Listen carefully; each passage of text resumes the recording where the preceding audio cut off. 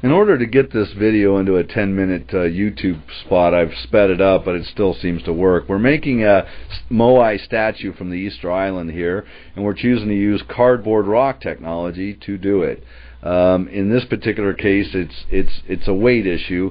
When this statue is done, I believe it weighs about 300 pounds, 7.5 foot tall, 4 feet wide, 3.5 foot depth. It's a big item, and yet to weigh 300 pounds is next to nothing. Anyone else that would make a statue of similar property would be outweighing me by so much it would be funny. Right here now, this is the base that we're creating. The neck comes out of the base to give stability to the chin, which then forth gives stability to the whole face. But it's the chest and chin area that we're making this with. And you know, I thought about a lot of different ways. I mean, when I was asked to build this, I gave a quote, $2,500 for this statue, and I've quoted these statues a lot in the past. I say a lot, maybe 10, 15 times, I don't know, over the years, and no one's ever spent the money to have us make one. They wanted one, but they didn't want to spend the money. Well, this lady did.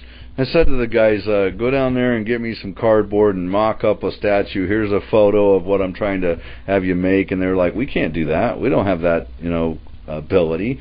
Skylar said to me, he said, well, I'll get some styrofoam, and you know, we've got a 4x8 block, 4x4x8. It would have been just perfect for this job. He said, I'll carve it. I said, that's $300 worth of foam right there. There's no way you're going to use that, and there's a mess in the shop, and it would have taken him a considerable amount of time. So I've always wanted to do a statue this way, but I basically didn't have time to do it during the workday, so I took it home to my shop. And over the next couple of weeks, I spent here and there, nights, you know, weekend here and there, and it took me about 50 hours to make this. But mind you, I didn't make it like I was just making one. When I got done with what I'm working on right now, which is the base, the chest, and the chin area, when I got to that point, I realized that it'd take me a considerable amount of time to figure out what I have just so simply done in seconds here now. And I thought, I'll undo it, I'll trace it, and I'll have a template forevermore, and I'll simplify this for anybody who ever wants to make anything like this in the future.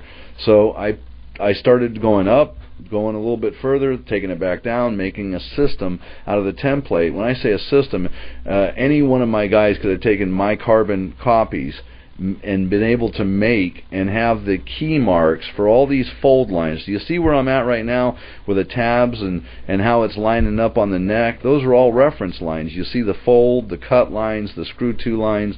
I made a system that was easy. And I think if I'd have just made a copy just not even a copy, if I'd just made the original one, I probably could have done it in probably, I don't know, a third of that time. But making the system took me longer. At any rate, the base is done. Now we're starting on the face itself from the chin up. And those are handles that I created in the sides of the cheeks there, so as you could pick it up and move it around the shop, just for simplicity's sake. But anyway, getting back to the copies of this, we now have this in a kit form, or you can buy it ready-made, anywhere from 18 inches tall up to the 7.5 foot. I haven't challenged myself to go above the 7.5 foot yet. The computer will let me do it because these are scanned into the computer, but at the same time I don't have it at this point. But we do have the kits where you can have the template, you can have the the muds that we use, the texture, the stain, the sealer, everything you need to make this kit, or you can buy it ready-made. Now this original one I did for $2,500. Today I can make it for $1,250 out the door. Here's a box that we're making that's going to support the inner face, or right around the eyes, which is a interior support, so it doesn't have any compression issues. It's not going to compress in and collapse. These are braces now that I'm adding, which are just channels that I've made out of cardboard that are extremely strong. Anyway, the face is being braced. But going back to what I was saying, the aspect of this being in kit form, or we can make it for you in real time where we just send you a statue and it's already made. This is all available now. You just give us a call at the number, or you can get an email to us from the website that you see on the bottom. I also have this for the people that we train as far as rock, or the people who buy a kit. We have a 4-hour DVD on this. and it steps you through precisely. You see me talking in this clip here saying what I'm doing. Well, that's exactly what we do in the DVD, but it's all slow time, and it makes sense to, and I'm telling you, why do you screw it this way? Look at what you cut here and why you're cutting it, and it gives you all the understandings that you need to properly make this set. But all right, here now we're working on the jaw area, I guess you'd call it, and getting it. Look at all the cuts that we've got marked out, and then we have the overlap screw line. We're taking flat cardboard, making a perfect radius that'll give his jaw the precise replicated form of what I saw in the Easter Island statue. At any rate, I'm just thinking here, we're about to end on this one clip, I believe.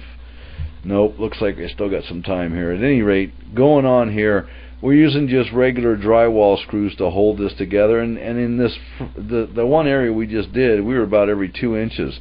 Some of this I've got it screwed about every 4 inches, some of it I've got it screwed about every 2 inches. It depends on, like on the lower jaw there, that was a lot of bend and a radius, and it was kind of a tugging, pulling type of a thing, so we secured it with a few more screws than we did in other areas. But rounding things on the table gave me an ability to take flat cardboard and radius it, and then just cutting out the dimensions that I did was the other aspect. This nose was a lot of fun to do. Kind of weird the way that they actually did it real time there, the Moai statues.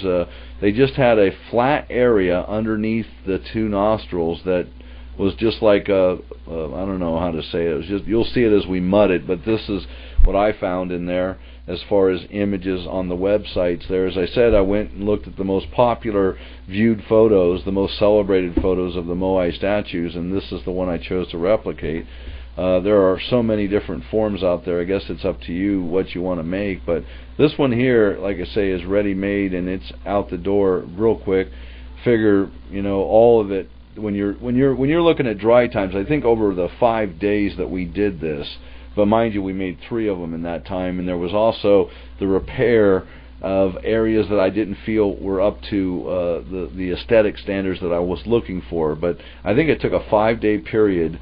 This is obviously the first day where we're just cutting it out and getting it all screwed together, and then the next day we actually mudded the horizontal areas that are vertically the way it stands right now, like the underside of the chin, the base, the underside of the lips, the nose, the brow, that sort of thing. We just basically mudded those and then let it sit.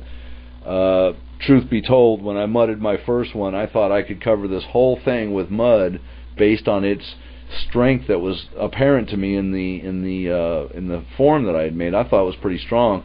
When we started covering it, we had a sag, and it then collapsed. So it was not possible to mud this with the 3/4 inch lay of mud that we were looking for initially. So what I did was I staged it. There were 2 days to mud, and then I had no problem putting on, you know, the first day I put on a little bit of mud, the second day I could finish the thing off and it didn't move.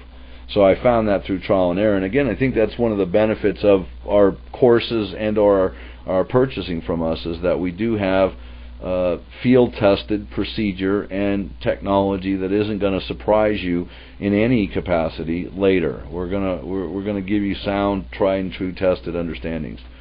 In this particular case, I found that the way that I designed for the aesthetics, trying to replicate the aesthetics of the chin area was challenging to me, and if I had it over to do again, I would have made an interior brace that was somewhat different.